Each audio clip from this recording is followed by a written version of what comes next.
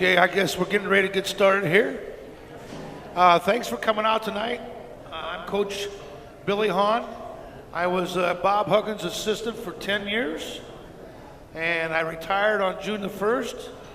And the Green Turtle and the Dominion Post, they had in the huddle with J.T. Thomas during football season, and that went really well. And they asked me if I'd be interested in doing a basketball thing during our basketball season. And I said, sounds good. So this is my third show. We've been in it for 3 weeks now. And it's called Courtside with Billy Hahn. And I appreciate everybody coming out tonight. We have a good time. We talk a little bit about the previous games that we just had this past week. We talk about the upcoming games we have. I usually have a guest the first half hour. Then I usually bring in the coach the second half hour of the coach that scouts the game on Saturday. So tonight, we play Texas on Saturday. Our coach that scouted that Texas team is Ronnie Everhart. So I had Ronnie on the first week. He's coming again this week. It happens to be his scout. Next Saturday next Wednesday, I will have Larry Harrison because he's got the scout for Kentucky. We play Kentucky a week from Saturday at 7 o'clock. Tonight, my guest tonight is, like I said, I've been here 10 years, and it's a great pleasure to bring in our team trainer for the basketball team. For all 10 years I was here. And Randy Meador is with me tonight as my guest. I call him Doc. Let's give Doc a big hand. Thank you. Appreciate it. Yep. Doc, thanks for coming. It's great because I coached college basketball for 41 years. I was a college basketball player prior to getting into coaching. I was a high school basketball player, so I played a lot of basketball, and I always had a trainer in high school that was unbelievable. I had a trainer in college that was unbelievable. And all the places I've coached in 41 years, you're only about as good as your trainer is, because I don't think people realize how important it is to have a great trainer that really cares about his job, and really cares about helping the basketball program out, because he knows that winning is so important. And head coaches can be a little crazy, can't they, Doc? Definitely. And you know what's great about Doc is he's been here all 10 years I was here, but the unique thing about Doc, you've been with 1, 2, 3 head coaches, correct? You were with not counting that one that was here for a week. Yeah, you had a 1 week coach for 1 week. Yeah, I see his son's playing for Michigan. Yes. So you had Gail Cal. How many years were you with Gail?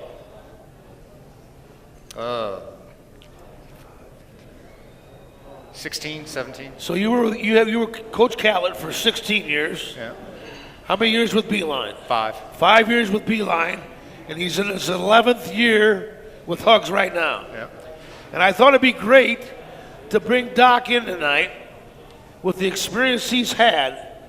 And you got to understand now, besides being the athletic trainer for all of our players, everybody calls him Doc because our team managers, they get sick, coaches get sick, players get sick, players sprain their ankles, players have bum knees. It's amazing what the trainer and what the trainers do that I've had. They travel with us. They're away from their families during the holidays. They're at every practice. It's like being a full-time, to me, instead of coaching basketball, they're coaching healthcare, to be very honest with you. So anytime there's a toothache, anytime there's a sickness, anytime there's a sprained ankle, anytime there's a problem with a knee or whatever, there's one guy in charge, and that's Randy Meador. And if Randy Meador has to, let's say it's a knee injury, and a kid needs knee surgery, obviously Randy calls our orthopedic surgery guy. If somebody's got a problem with a toothache, we have dentists that are involved with our team. So, Doc, I wanted to bring you in tonight to let our fans just understand some of the things that you do. And I'm gonna let you talk a little bit about, you don't have a routine day ever. But if you would have a so-called routine day, what would that be?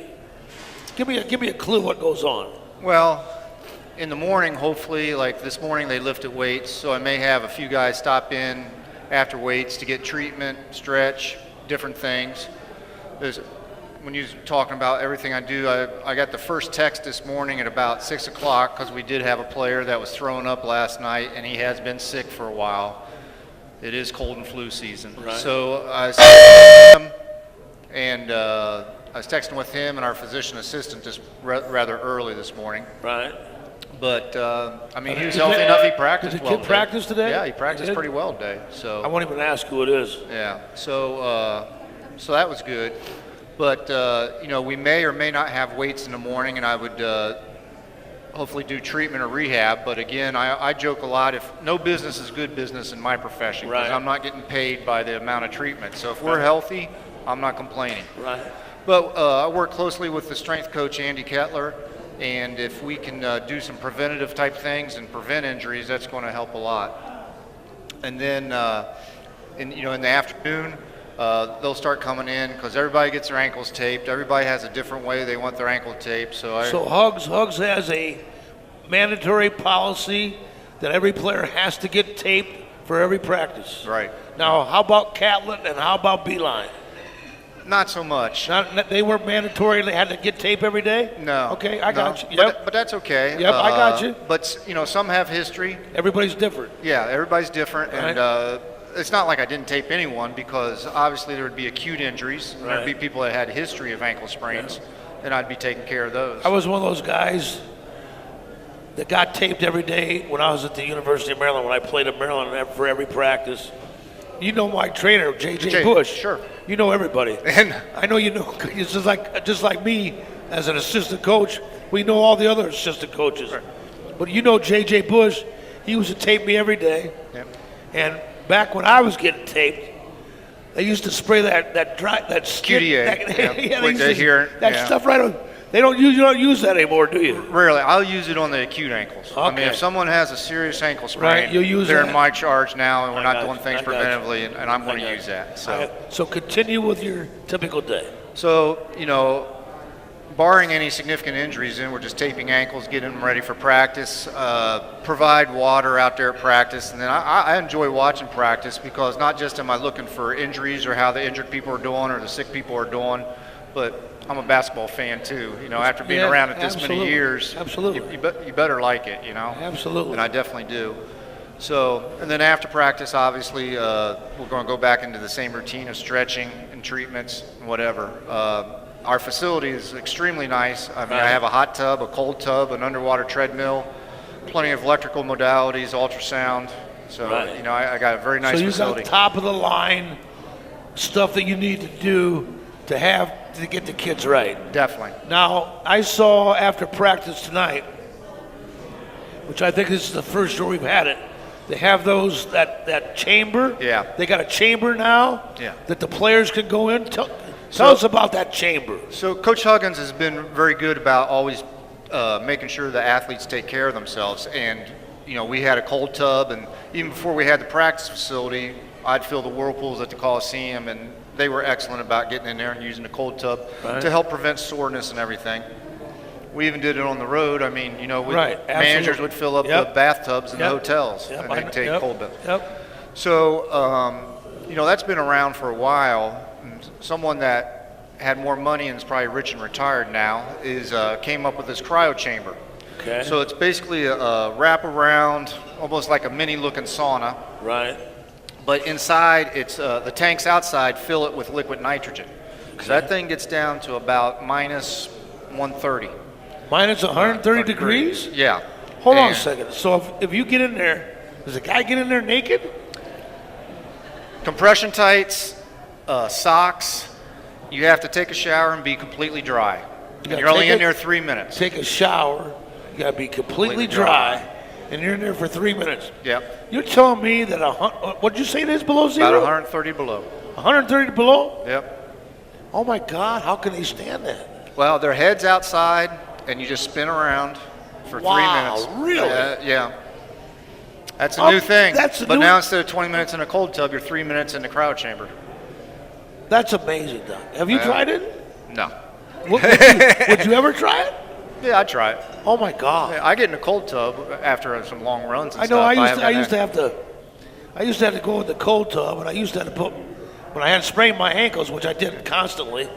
I had a bucket of ice. You had to put The secret to that is I cheated a little bit. I put a little sock on my toes.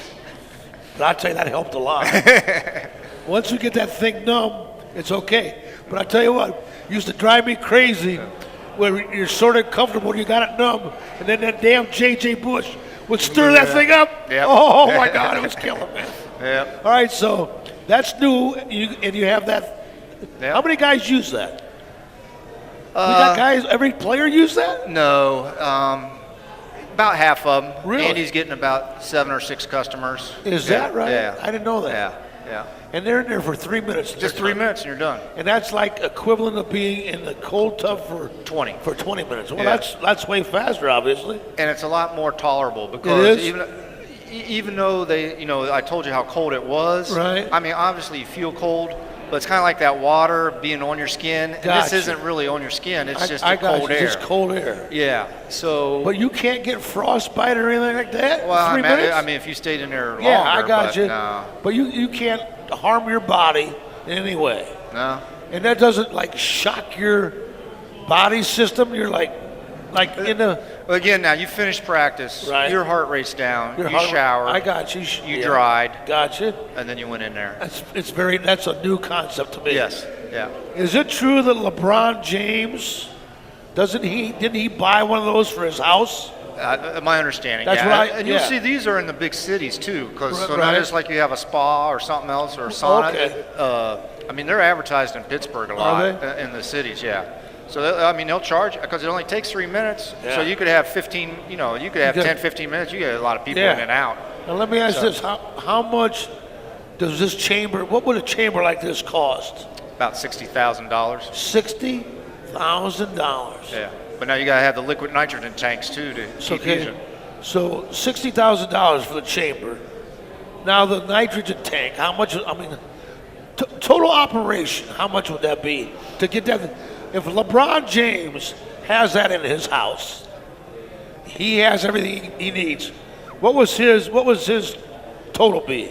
It's $60,000. $60,000? But the nitrogen tank's probably only $145. I got you. You may get 40 uses You out get of that. 40 uses out of a $145 tank. Yeah, so well, that's not bad. No, yeah. So what's the initial cost? It's your initial investment. Yeah.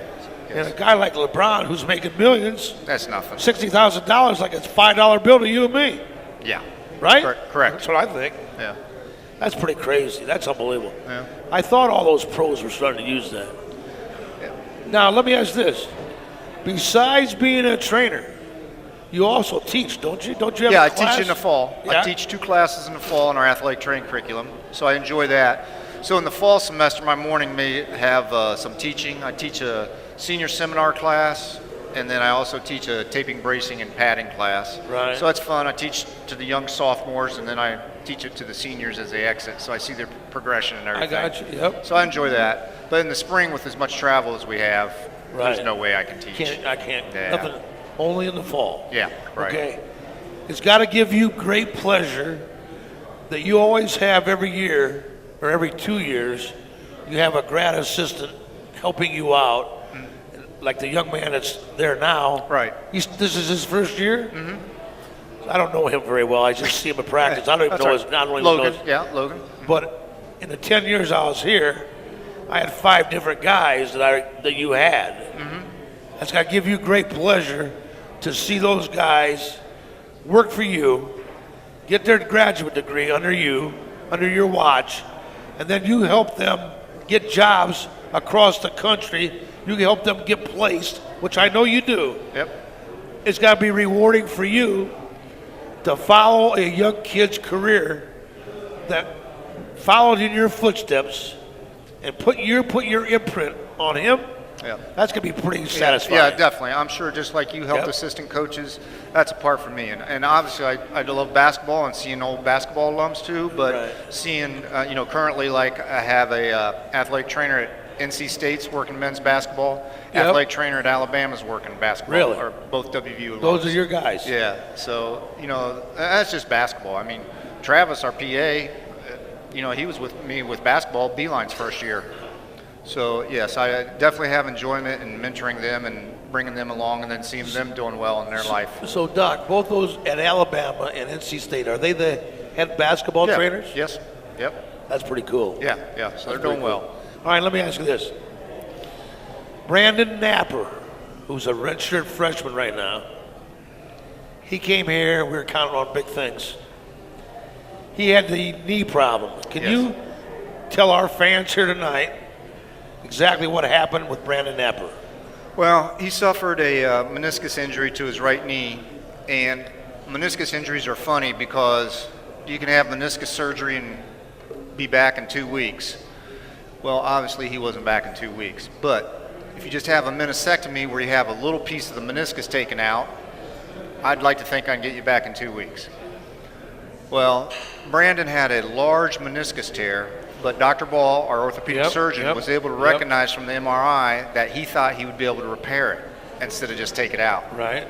Well, I'm glad he was able to recognize that from the MRI, because then we were able to inform the coaches that we're looking at probably a repair versus a removal. Gotcha. With the repair, though, you're going to put the sutures into the meniscus, and you have to have plenty of time for it to heal, because the meniscus does not have a great blood supply, Okay. but it does have a little bit of a blood supply. Go ahead. So he had many sutures. He had a very large tear in the what we call the posterior horn of that medial meniscus. Right. Bad news is he was non-weight bearing for 6 weeks, crutches. Right. 6 weeks, Yeah. crutches. Go ahead. And again, Yep. the meniscectomy, I have you back in 2 Yep. weeks. Well- So 6 weeks, you think about the atrophy and everything else, And then, Doc, if you miss 6 weeks in our program, you're behind. you're way behind. Right. And it's almost impossible to catch up to me, quite honestly, with Right. the way Bob Huggins coaches, the way we train, the way Andy Kettler puts them through everything. Yeah. If you miss 6 weeks, You're behind. Right. you're behind. You're way behind. Yeah. Yep. So, we knew that in September, and in all likelihood was going to redshirt him. Right. But the good news is that meniscus was repaired, so instead of being removed and potentially having bone on bone at a younger age, Right. Brandon has a much healthier knee I got you. and a good knee, Right. and that meniscus in there acts as a shock absorber, so he should have a better knee not only with us for the next 4 years, got you. but The rest of his for life. Right. Which is critical. Right, so less arthritis, Right, he's, sure. he's going to be better off in the long run. And Coach Huggins understands that, and you just lost a backup point guard, Right. but you got a kid. There's a journey. You know what, Doc? I really believe this. There's a journey for every kid. I swear there's a journey that you're put on. And maybe that was supposed to be, because if you really think about it, how much would really think Brandon Napper would have played this year? You got 2 veteran senior guards, and Javon Carter and Daxter Miles. 2 guys are going to play 30 to 35 minutes a game. Yes. So then you got Beetle Bolden, you got Chase Harler. Chase Harler Yep. at the other guard positions. I don't know how many minutes Brandon really would have gotten. Yep. So in the long run, when you look at things, now I know he's going to miss the year actually getting game situations, which is be critical, but he's practicing now. Yes. He's back full go right now. So he's learning all our system right now. He's learning all the offenses, all the defenses. So it might be a blessing in disguise. Could be. Right? That's sort of how I think it's going to be. And I agree with you. And I think an easy sell, and especially with our academic people, he may walk away with a master's now. How about that? He'll you know. have the extra year. Yes. He can get his master's. Good. It's because players today, besides going to school during the school year, it's really year round. They're here all summer, taking classes during the summer. So you're talking about 4 summers worth of classes, and then if you got a red shirt here, you got 4 summers and one extra year. Yep. So a lot of people. Nate Adrian got his master's. Yep. Who else? Did Darius Nichols? I'm trying to think who else. No, it wasn't Nate Darius. Adrian. There was somebody else that was here the 10 years that got his master's. Teddy. Did Teddy Target? Didn't he? Yeah. Didn't he get his? So, and I think is JC working on his now? No, he decided not to. He decided. Cam Thurman. Cam Thurman. That's Cam exactly. Thurman got his master's. I knew it was someone. Cam Thurman. Yeah. So guys can continue to get that 5th year. Yeah, So. and really help him out. I got to ask you this. So every injured player is different, and it has to be motivated to, one, overcome his pain tolerance, maybe. Sometimes. 2, trying to motivate him to understand how important it is to come in on a daily basis and make sure he gets his treatments, which I know a lot of kids don't do. That's got to be, to me, the hardest part of your job. Yes. Thankfully, I've been blessed with a lot of people that are motivated to rehab. So like you said, Brandon Napper, Beetle Bolden, those guys were highly motivated. Those are the easiest people to work with. Right. Like you said, some either don't understand what I can do for them or the purpose behind this, but then, I try and motivate them, I try and educate them, but I also have a good motivator in Coach Huggins. He sort of got your back, doesn't he? Yes. So, if I have to tell the teacher, Coach Huggins will really figure something out. But I don't like to do that. I'd like to just work with them and try and motivate them. So again, I try and educate them as best I can. And then I like to use just short-term goals and long-term goals. So if we have a significant injury, maybe it's weight bearing, regaining your range of motion, and regaining strength. Okay, now we're out there shooting set shots or standstill shots. Now we're shooting shots off movement. So I try and give them, carrot in front of their, and short-term goals. Exactly. Let's keep reaching those until we get what we want back. Because they go through some depression when they're injured. There is a depression thing, isn't there? Definitely. They definitely go into a funk, because what happens, the rest of the team is practicing, the rest of the team is doing everything, and they're not part of it, and they're sort of left. It's a very lonely, sort of like you're sort of a cast-off. Yeah. Their identity, because they identify as a basketball player. Exactly. Even though they're going to school, they're doing this, they're doing that, their son, their whatever. Yes. But their identity as a basketball player is taken away, and they're stuck with me. They don't like. No, they're stuck with me. But so I try and make it fun, and I try and work on short and long-term goals. But their identity is gone for a period of time. The other thing, Doc, that since I retired, Doc, I can say a hell of a lot more. I had to be politically correct. Yeah. For 41 years while I was coaching. But now that I'm out of it, I can basically say anything I want. Because I'm not working for anybody but me. Over my 41 years of coaching, I was a head coach twice. And I worked for 5 different head coaches as an assistant coach. I always felt that the head coach, at times, including myself as a head coach, would put so much pressure on the trainer to get a kid that was hurt, get that kid ready to play again, because we need that kid to play, so we need that kid so we can win. And I always felt that the head coaches were very impatient people, so to speak.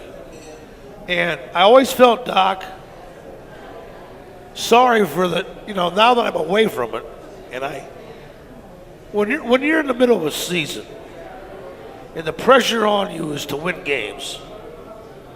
And the pressure is on as a coaching staff. Like there's pressure for Saturday because we just lost 2 games. We just had a bad week. Yes. We were number 2 a week ago when I was talking on this show.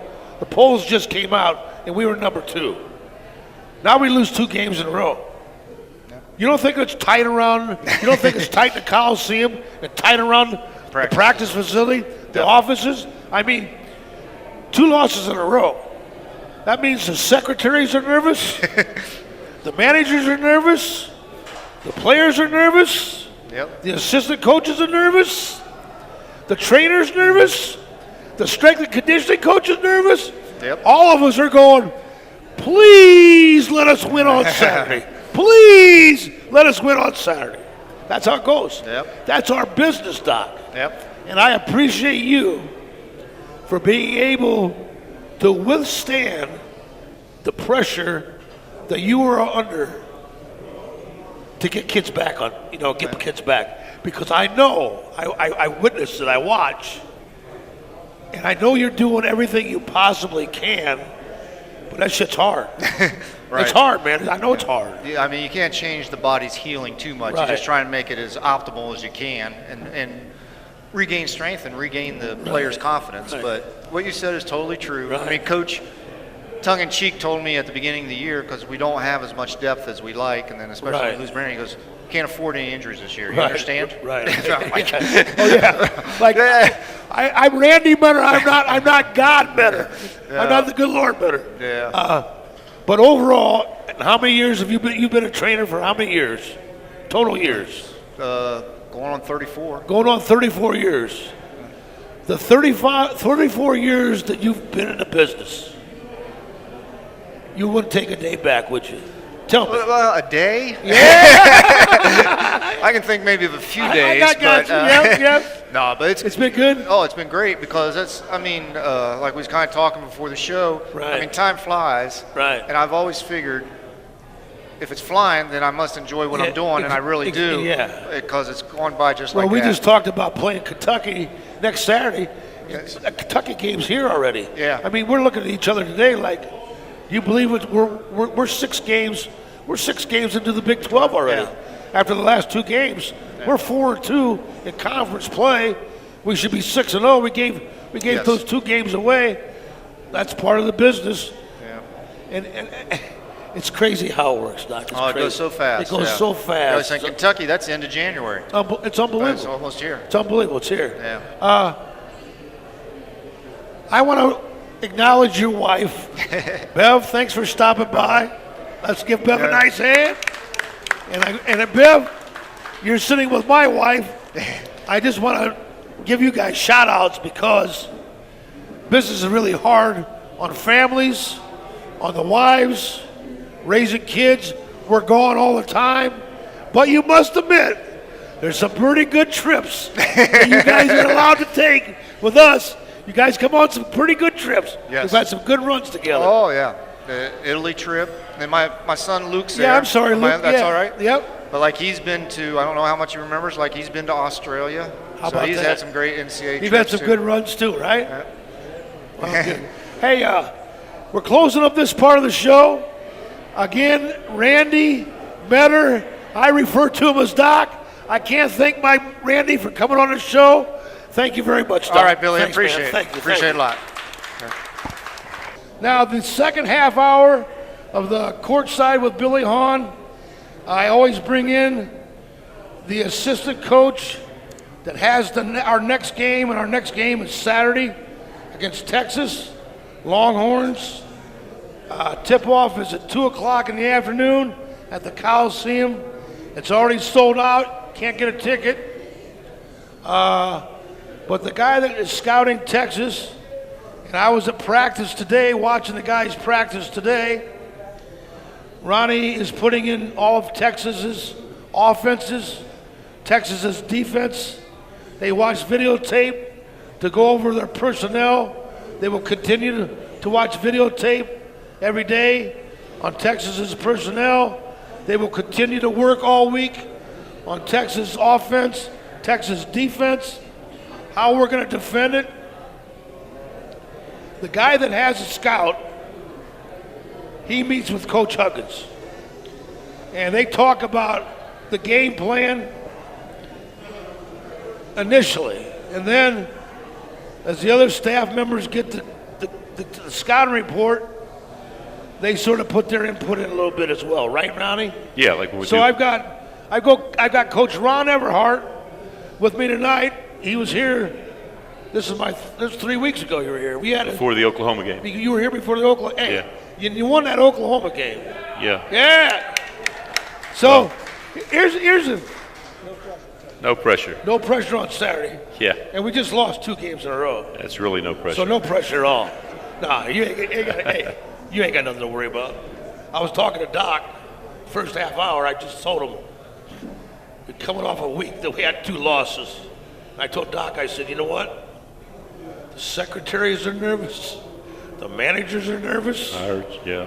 Players are nervous. Coaches are nervous. You talk about a tight rear end now. Oh, you talk about a tight rear end? Yeah. It's right. It's amazing how it works, isn't it, Ronnie? It is, Billy. You know, you've been in this so long, you understand. Yeah, oh, I understand totally. So, not to put any pressure on you, but we've lost 2 in a row. Yeah. And we got to get off the schneid, dog. So what are we going to do Saturday at 2 o'clock to beat Texas? Give me the keys. I'll let you take over. Well, I'll tell you what, they're a really good team. Their record is definitely not indicative of how good they are. The interesting thing about it is they had a kid get hurt, a kid named Kerwin Roach, who's a great athlete and one of their better players. He broke his left hand, and they started playing this kid, Eric Davis, more. And you remember Eric Davis, he's hurt us in the past. He's a really good player. Eric Davis has hurt us in the past. Yeah, so he's Is playing. Roach definitely out for our game? I would think so. He fractured his hand on January 10th, so I don't think he will be back. Yeah, he's not back yet. I don't know if he will be or not. We're going to prepare for him. But I got you. Go ahead. I anticipate that he won't be back. I think that right. the biggest thing is we got to guard Davis. I mean, he's had 22 and 18 in their last 2 games. So he had 22 points in a double overtime win against TCU, and then he had 18 points in a 1-point loss at Oklahoma State. So he's playing well. Their big guys are collectively, they have 3 big kids that are as good as anybody in our league. They're really good. Kid named size. Mohamed Bamba. Always got size. Bamba's going to be a top 5, 6 pick in the NBA draft. Right. They've got a kid named Ostrowski. Yeah, that's a tough name to pronounce. Yeah. I couldn't even pronounce it when I saw them. Ozikowski is how you pronounce it. Ozikowski, Yeah, he's a transfer kid from Tulane, real good player, about 6'9", 245. Right. And he also is a good 3-point shooter. So he plays at the 3-some for him, and they'll play big with the kid Sims, who's 6'9", 240 jumping jack. I mean, really, really good athlete. They're all 3 really good rebounders. They're all 3 really good post-up guys around the basket. Bamba can step out and make a 3. Osikowski likes to shoot 3s. He's a good 3-point shooter. So they present some problems for us. And they have a point guard named Coleman, number 2, who he's a lefty who's really, really fast with the ball. And they do a real good job with their ball screen offense up on top. They get Coleman into the open floor with the ball. And he's really good at running in there and shooting that little floater or lobbing the ball to their big guys who just dunk it. They've always thrown lob passes against us every year, and it seems like they always attack our pressure, and at the end of attacking our pressure, it seems like they always just throw the ball at the rim, and those big guys just go down, slam it through. Yeah, what they do is they leave a big guy back, and a lot of coaches like to leave shooters back there to make you pay for it, but they leave a big guy back there. They leave Bamba. Yeah, Bamba, some, Sims, some. Right. And when they get in the open floor, if your big guy helps up, if he comes running after the ball, then obviously it's a problem because they're going to throw it over the top, and they're going to dunk it. So we got to work this week on not only blocking out, but making sure we don't help up. Stay back on their bigs. And let me ask you this, Ronnie. So this Coleman guy is a freshman. He's their point guard. That's right. He's left-handed. Right. Which is sort of unique because now you got to prepare for a guy that wants to go everything left-handed. You're going to drive it left, which is sort of out of normal for us. Yeah, it messes you up a little bit. Messes you up a little bit, right? It kind of mirrors everything and turns it around. So my question to you, how will Texas handle our pressure, number one? Will they be able to handle our pressure for 40 minutes, number one? Number two, when they do handle our pressure, will they try to score against it? Will they attack it to score? Or will they be just satisfied to get the ball across half court and then set up their half court offense? Well, I think they're going to try to attack us. And right. With that kind of point guard, I don't think he knows anything different. They're going to try to run it at us. They're going to go. Yeah, and they've had some trouble when they've got themselves out of control and they've gone a little too fast. So I'm kind of thinking that our pressure could speed them up. We could speed them up a little bit, and it could bother. He might get a little wild. Yeah. Does he turn it over? He does. He does. But he also is really good when he doesn't turn it over, getting to the rim and scoring it, or shooting that little floater and So scoring. he can get to. Can he finish at the rim? Yeah. Is he strong yeah. enough? Yeah, he can bounce up there and finish He it. can bounce it up there and finish, huh? Yeah. All right, let me ask you this. Will, in your mind, over 40 minutes, will he be able to handle it? And if he gets in foul trouble, or if he needs a break, because our pressure wears people out. Agree? When we press the right way. When we press the right way. The second half of our last game, we didn't do that. Right, I totally understand. But let's say we're doing everything the right way. Yeah. Who they're going to go to on their bench, number one, and number two, can my man Coleman handle it for 40 minutes? Well, we're going to see. I personally think that it's going to be a challenge for him because they only really have 7 guys. They got 7 guys. Yeah. And, so do they only play 7? Yeah, their backup point guard is a kid named Young, number 3. And the kid Right. number 3 comes in. He's another left-handed kid who's a good shooter. Right. Probably a little better shooter than Coleman. Right. But they'll play him and Davis back there and try to collectively handle the point guard stuff. Right. And neither one of those guys are near as good with the ball as Coleman is. Now I got to ask you this. Let's say they're going to try to attack it to score, but they can't. It doesn't work out. So now they're going to pull it back out. What are they going to run? They run like a Cincy action, ball screen, motion type of deal. They're going to set some kind of ball screen. Well, with their size, Bamba and Right. Sims.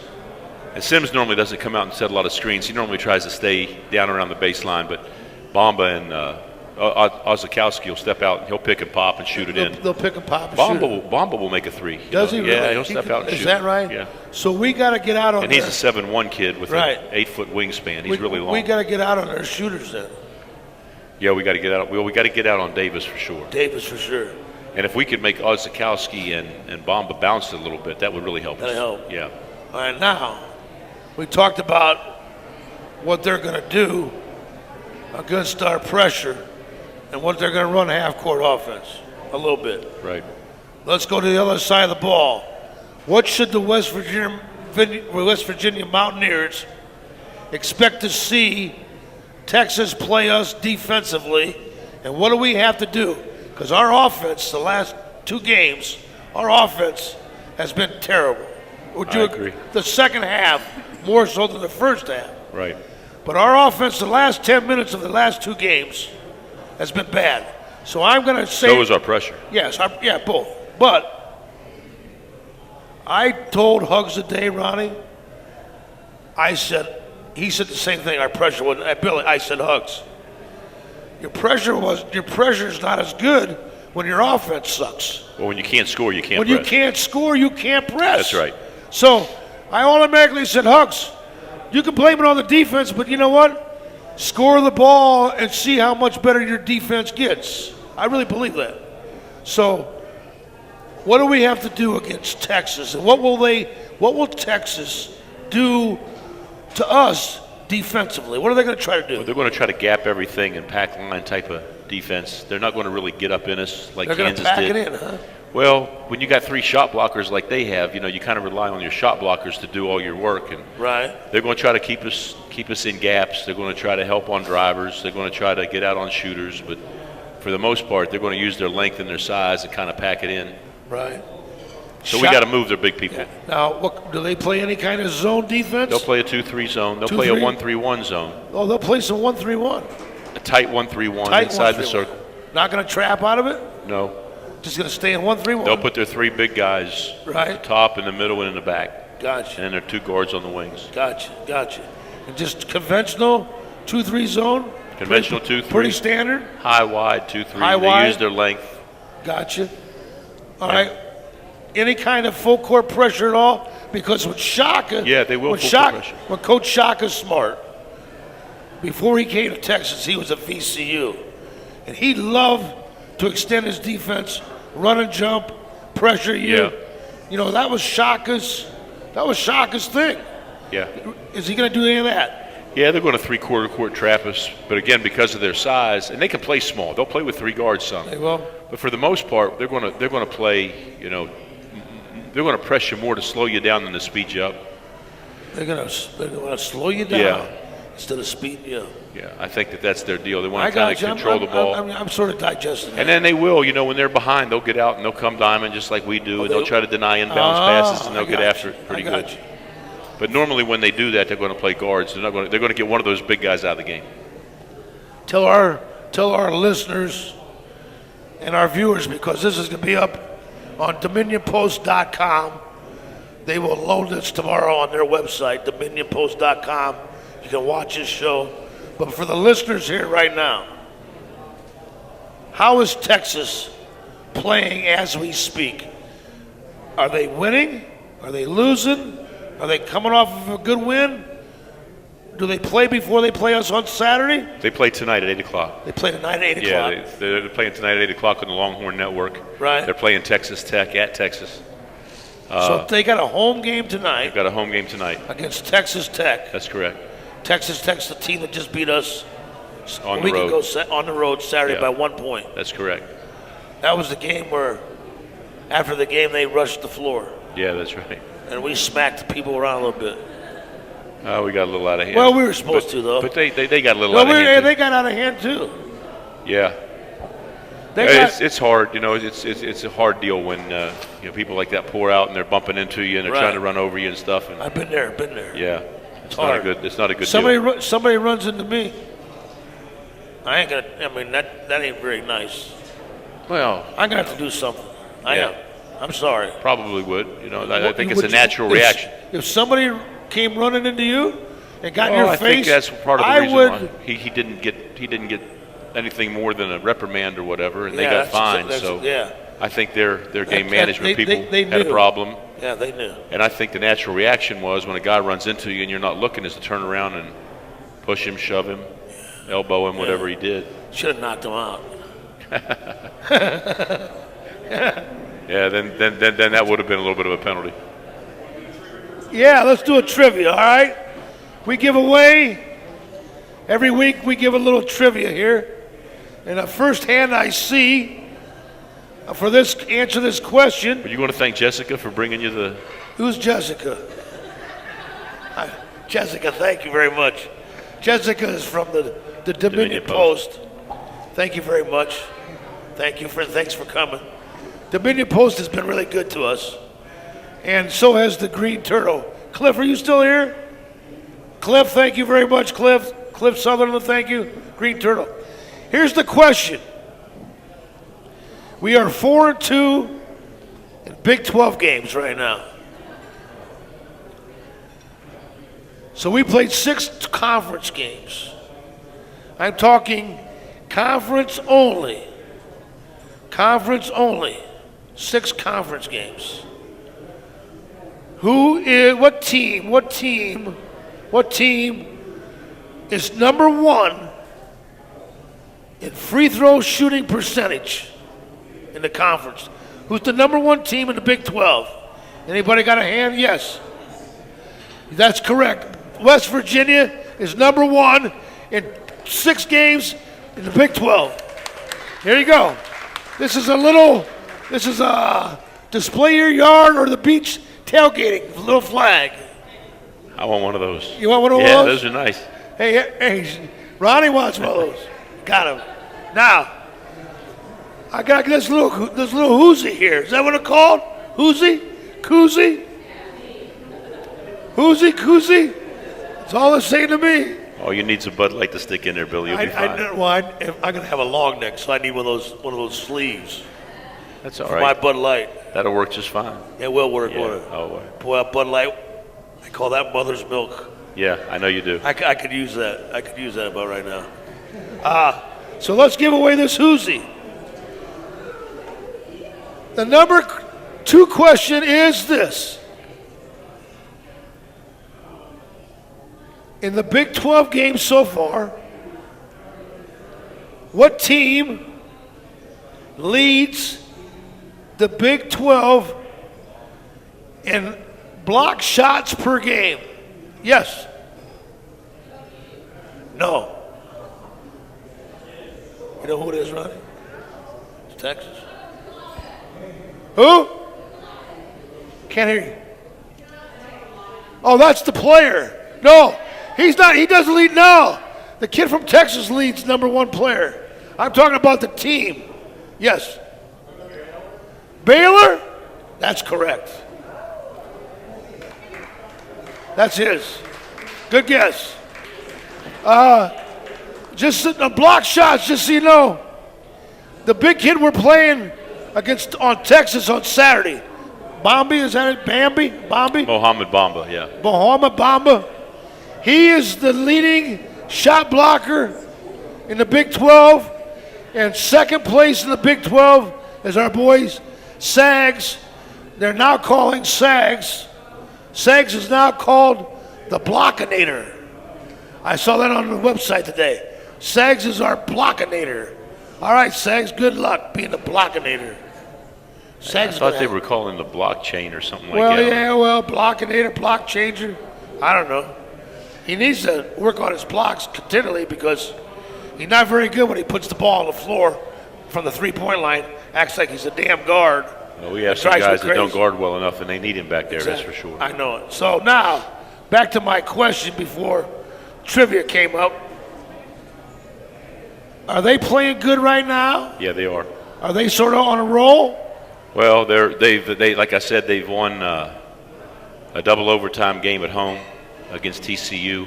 Good It was a win. really hard-fought game, yeah. It was Good win. Back and forth. Double overtime? Double overtime, yeah. And then they lost a one-point game to Oklahoma State at Oklahoma State, and they led the whole game. Really? Yeah, Oklahoma State, I think the first lead they took in the second half was at the end of the game on the last play. So they won a double overtime game. Right. They lost an overtime game. Is that what you said? It was just regulation, but Regulation, by one. but lost Yeah. by one. Right. What are their other games? They play tonight, They play tonight at 8 o'clock. right? They Who else did they play in the conference? bring- You know? they lost 69-60 to Baylor, 69-60 to Baylor. I would guess. and they beat. I'm going to guess that was at Baylor. Had to be. It was. Right? Yeah, and they beat somebody. and I can't- Oklahoma State. We No, talked they lost by Oklahoma. one to Oak State. Kansas State. Oh, Kansas beat them at Texas. They made 17 threes. Kansas beat them at Texas. Yeah, and then they actually played really well. They But like I did? said, Kansas made 17 threes in that game. That's how they won. I got you. So we're talking about a team. Excuse me. Talking about a team. Depending what they do tonight, They're 2-3 right now. they're 2-3 Yeah, going into tonight's game. right. So they could be 3-3 or 2-4 Correct. after tonight. That's right. Got you. Well, here's what I'm telling everybody. Right now, going in tonight's game in the league, the other teams, and tomorrow night, Oklahoma lost last night. Oklahoma lost last night. So what's crazy is if Texas Tech loses tonight, that means Oklahoma, Texas Tech, WVU are all 4-2, and there's one team that will be 5-1. That happens to be the Kansas Jayhawks. I've told everybody the 10 years I was in this. I told Hugs this all the time. The Big 12, in my opinion, is so in favor of Kansas, it's stupid. Everything, the scheduling, their schedule that they get, their travel, everything goes Kansas's way. It was the same thing when I was in the ACC, when I was at Maryland. With Duke. Duke got all the calls. Duke got everything. Duke won every year. It was Duke's league. Right. Big 12 is Kansas's league. I don't care what anybody wants to say. Like Fran Fraschilla was on TV the other night, Ronnie. He had the Kansas game. And Kansas State should have won that game the other night. Kansas State loses at Kansas. And Kansas State, I ain't gonna lie, Ronnie, Kansas State got the big screw job. I mean, it was sad to see. And Fran Fraschilla said it best. When you come into Kansas, you better be 10 points better coming in. Coming in. We know that for a fact. We know that. We know that for a fact. Absolutely. How's our recruiting going? I know you can't talk about names. Can't mention names. Well, I can talk about the guys we signed. Yeah, we can. Let's talk about the guys we signed. Well, Jordan McCabe, good McCabe, player, yep, point guard. Yep. Good shot maker, really good with the ball, good passer. Right. Trey Dooms out of University High in Fort Lauderdale, Florida, really good player. Right. Great athlete, kind of like a left-handed Dax Miles. What position's he? Kind of a combo guy. Combo guard, 6'2", 6'3"? 6'3", 6, yeah. 6'3", 6'2", 6'4"? 6'3", yeah, that's about right. Okay. So he's a combo guard. Yeah, left-handed. He's out of Florida. Yeah, he's out of Florida. Shoots he's it? out of Georgia, actually. Can he shoot it? More athletic than shooter? More of an athlete than a shooter. Yep.